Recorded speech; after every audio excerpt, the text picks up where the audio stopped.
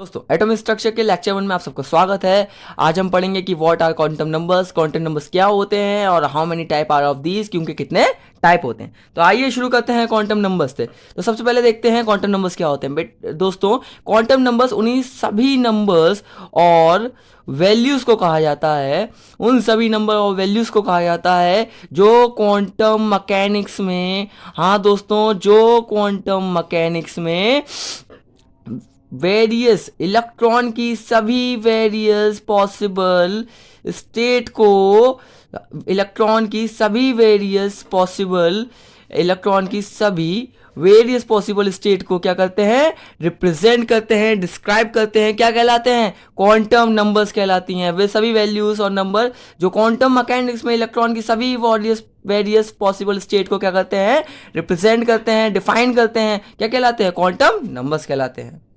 अब दोस्तों बात करते हैं कि क्वांटम नंबर्स के कितने काइंड होते हैं। क्वांटम नंबर के 4 काइंड्स होते हैं, वो 4 प्रकार के होते हैं। फर्स्ट, प्रिंसिपल क्वांटम नंबर जिसे n से रिप्रेजेंट करते हैं। सेकंड, एजीम्यूथल क्वांटम नंबर जिसे l से रिप्रेजेंट करते हैं।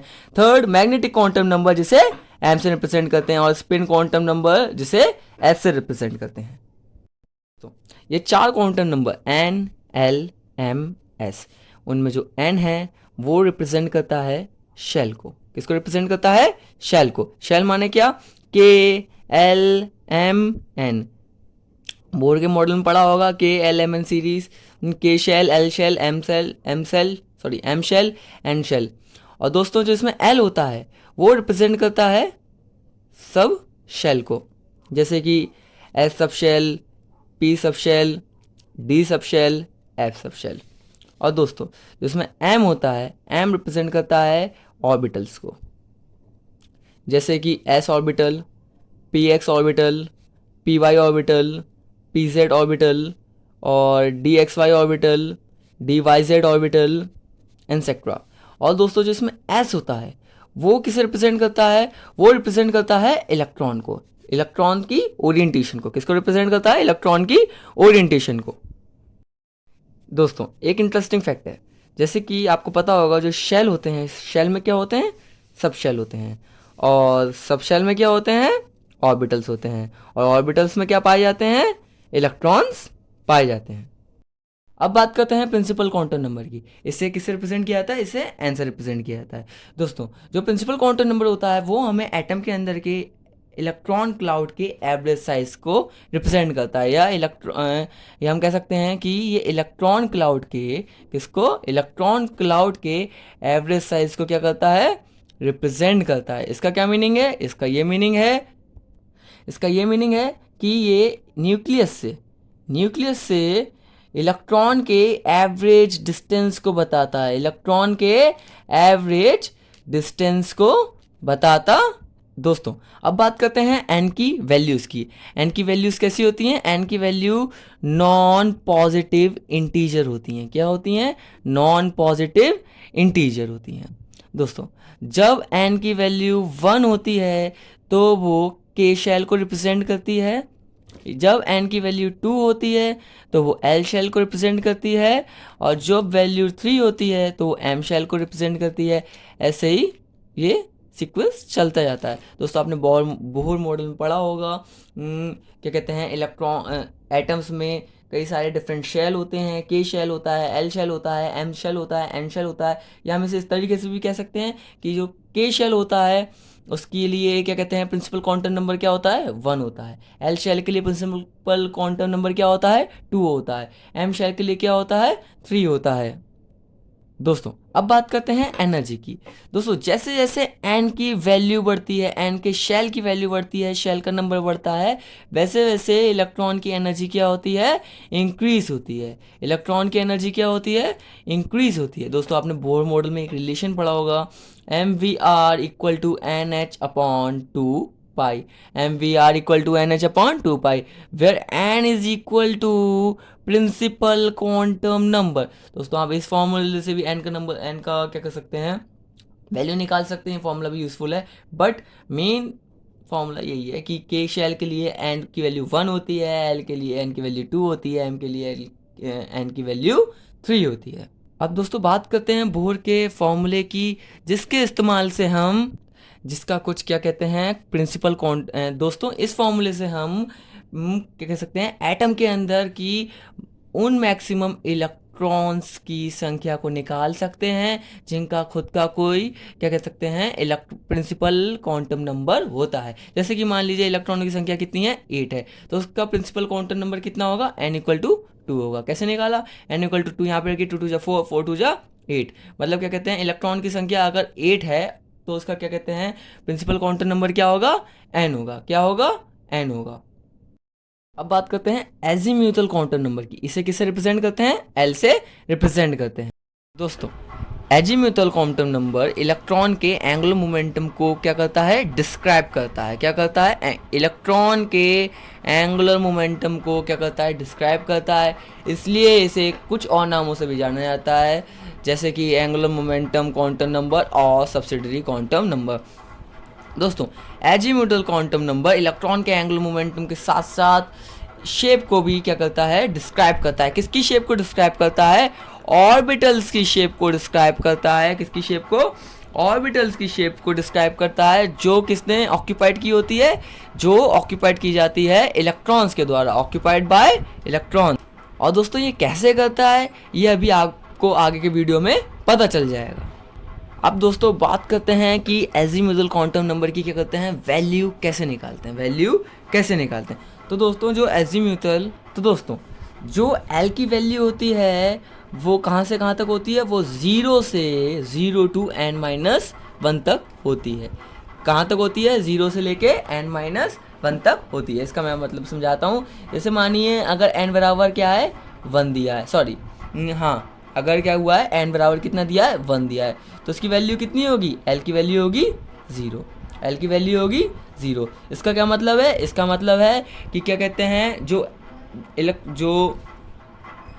इसका मतलब है कि ये एस सबशेल को रिप्रेजेंट कर रहा है, एस सबशेल को रिप्रेजेंट कर रहा है। मैंने बताया था क्या कहते हैं ये शेप को बताता है, किसकी शेप को बताता है, ऑर्बिटल की शेप को बताता है।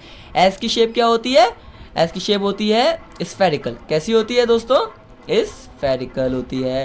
अब दोस्तों बात करते हैं n बराबर 2 के लिए, फॉर्मूला यही लगाएंगे 0 to n-1, तो है इसके लिए वैल्यू कितनी आएंगी, फर्स्ट 0, अब क्या कहते हैं n-1 मतलब 2 - 1 कितना हुआ 1, तो दो वैल्यू आई 0 और 1। और दोस्तों जब l बराबर 0 होता है तो l बराबर 0 रिप्रेजेंट करता है एस सबशेल को, और l बराबर 1 रिप्रेजेंट करता है p सबशेल को। मतलब दोस्तों अगर वैल्यू n की 2 है, इसका मतलब कितने सबशेल को रिप्रेजेंट कर रहा है, 2 सबशेल को रिप्रेजेंट कर रहा है s और p। अब दोस्तों बात करते हैं n बराबर 3 के लिए, सेम फार्मूला 0 1 2, और यहाँ पे 2 किसको रिप्रेजेंट करेगा, S, P, D किसको रिप्रेजेंट करेगा, D सबशेल को रिप्रेजेंट करेगा। किसको रिप्रेजेंट करेगा, D सबशेल को रिप्रेजेंट करेगा। अब बात करते हैं n बराबर 4 की। n बराबर 4 के लिए क्या कहते हैं, l बराबर की कितनी वैल्यू आएंगी, 0 आएगी, 1 आएगी, 2 आएगी और 3 आएगी। और इसमें कितने सबशेल होंगे, S, P, D और F। इसमें जो ये 3 है ये किसे रिप्रेजेंट कर रहा है, F सबशेल को रिप्रेजेंट कर रहा है। किसको रिप्रेजेंट कर रहा है, F सबशेल को। तो दोस्तों इसमें l की कितनी वैल्यू है, 1 वैल्यू है। इसमें कितने वैल्यू है, 2 वैल्यू है। इसमें कितनी वैल्यू है, 3 वैल्यू है। और इसमें कितनी वैल्यू है, l की 4 वैल्यू है। अब दोस्तों बात करते हैं नोट की। जो n होता है मतलब प्रिंसिपल क्वांटम नंबर, वो किसे रिप्रेजेंट, वो प्रिंसिपल एनर्जी लेवल को या शेल को रिप्रेजेंट करता है। किसको रिप्रेजेंट करता है, प्रिंसिपल एनर्जी लेवल या शेल को। और जो एल होता है वो किसे रिप्रेजेंट करता है, वो सब एनर्जी लेवल को रिप्रेजेंट करता है, वो सब एनर्जी लेवल को और सब शेल को रिप्रेजेंट करता है। किसे रिप्रेजेंट करता है, सब शेल को।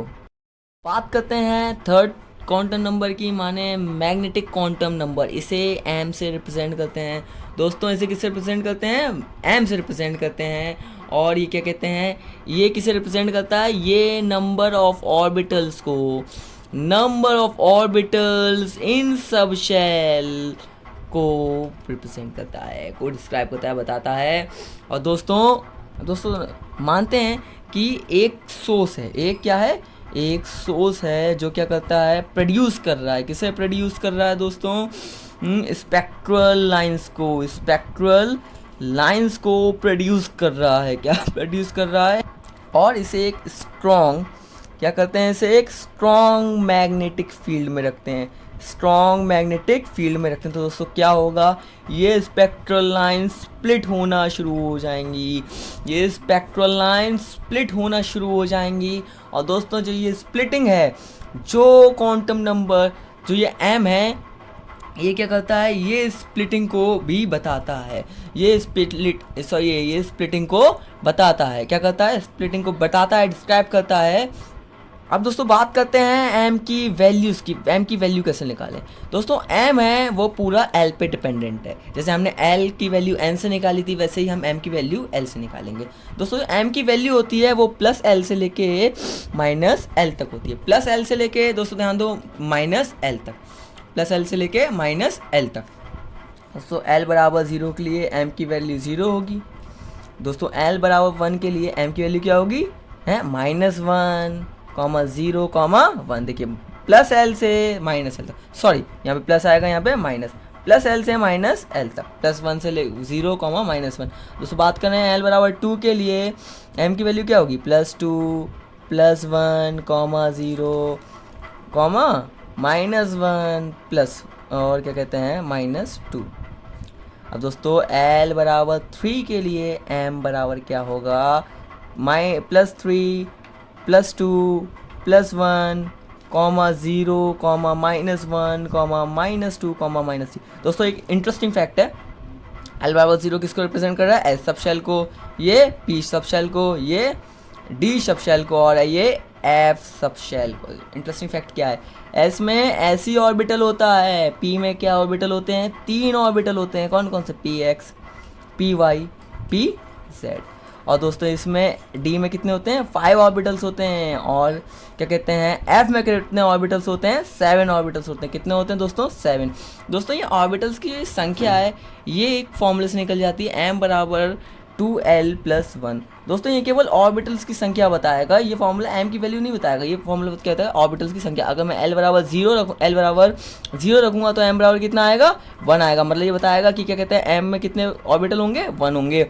अब मैं क्या कहते हैं l बराबर 1 रखूँगा तो कितना आएगा, m बराबर 3 आएगा, मतलब बताएगा कितने ऑर्बिटल होंगे, m में 3 ऑर्बिटल होंगे। और दोस्तों जैसे s सब शेल में एक ही ऑर्बिट है, s ऑर्बिट है, तो इसकी ओरिएंटेशन एक ही होगी। p सब शेल में 3 ऑर्बिट हैं, कितने ऑर्बिट हैं, 3, तो इनकी 3 ऑर्बिट कितनी ओरिएंटेशन होंगी, 3 होंगी।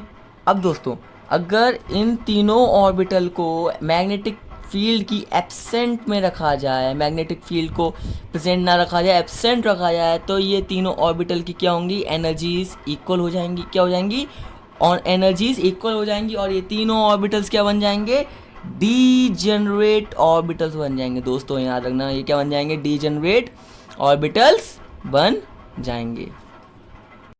करते हैं चौथे और आखिरी क्वांटम नंबर की, जिसे कहते हैं स्पिन क्वांटम नंबर। इसे किसे रिप्रेजेंट करते हैं दोस्तों, एस से रिप्रेजेंट करते हैं। और ये क्या बताता है, ये हमें ओरिएंटेशन के बारे में बताता है, किसकी, ई की ओरिएंटेशन की, मतलब इलेक्ट्रॉन की ओरिएंटेशन के बारे में बताता है। दोस्तों ये बात हम सबको पता होगी कि जो इलेक्ट्रॉन होता है वो क्या करता है, न्यूक्लियस के चारों तरफ चक्कर काटता है। बट दोस्तों न्यूक्लियस के चारों तरफ चक्कर काटने के साथ साथ इलेक्ट्रॉन अपने एक्सिस पर भी ओरिएंटेशन करता है, एक्सिस पर भी घूमता है। और दोस्तों इसी कारण वो क्या करता है, और दोस्तों इसी कारण वो अपनी नेट एंगुलर मोमेंटम में, किसमें, नेट एंगुलर मोमेंटम में एक एक्स्ट्रा कंट्रीब्यूशन करता है। देखिए एक तो वो क्या कह रहे हैं, घूम रहा है, क्या कहते हैं, किसके चारों तरफ घूम रहा है, न्यूक्लियस के चारों तरफ घूम रहा है, तो उसकी भी एंगुलर मोमेंटम होगी। और दोस्तों साथ में वो अपने एक्सिस पे भी घूम रहा है, तो वो जो ये जो इसका क्या कहते हैं, एक्सिस पे रोटेशन है, ओरिएंटेशन है, रोटेशन है, वो क्या कहते हैं, वो इसकी वजह से क्या कहते हैं, इसके नेट एंगुलर मोमेंटम में भी कोई कंट्रीब्यूशन होता होगा या नहीं होता होगा, इसके नेट एंगुलर मोमेंटम में भी क्या होगा, एक कुछ कंट्रीब्यूशन होगा। अब दोस्तों कोई भी चीज़ है, सर्कुलर है, वो सर्कुलर पाथ पे 2 तरीके से घूम सकती है, या तो या तो क्या कह सकते हैं, एंटी क्लॉकवाइज, और या तो क्लॉकवाइज। दोस्तों इलेक्ट्रॉन भी क्या करता है, एंटी क्लॉकवाइज घूमता है, या तो क्या कहते हैं, क्लॉकवाइज घूमता है। इलेक्ट्रॉन की दोनों ओरिएंटेशन को रिप्रेजेंट करने के लिए स्पिन क्वांटम नंबर की दो वैल्यूज होती है, +1/2 और -1/2। +1/2 रिप्रेजेंट करती है क्लॉकवाइज ओरिएंटेशन को और -1/2 रिप्रेजेंट करती है एंटी क्लॉकवाइज ओरिएंटेशन को। और दोस्तों इसी प्रकार एक दूसरा तरीका भी इसे रिप्रेजेंट करने का, up electron down electron. Up electron represent करता है +1/2 को और डाउन इलेक्ट्रॉन रिप्रेजेंट करता है -1/2 को। दोस्तों आपने इलेक्ट्रॉनिक कॉन्फ़िगरेशन बनाते वक्त इलेक्ट्रॉन भरे होंगे, ऑर्बिटल्स में इलेक्ट्रॉन भरे होंगे। दोस्तों ऑर्बिटल्स में 2 इलेक्ट्रॉन भरे हुए हैं, मान लीजिए एस ऑर्बिटल है, इसमें 2 इलेक्ट्रॉन भरे हुए हैं अप और डाउन। दोस्तों जो अप वाले की स्पिन क्वांटम नंबर निकालूंगा तो क्या आएगा, +1/2 आएगा, और सेकंड वाले की क्या आएगी, -1/2 आएगी।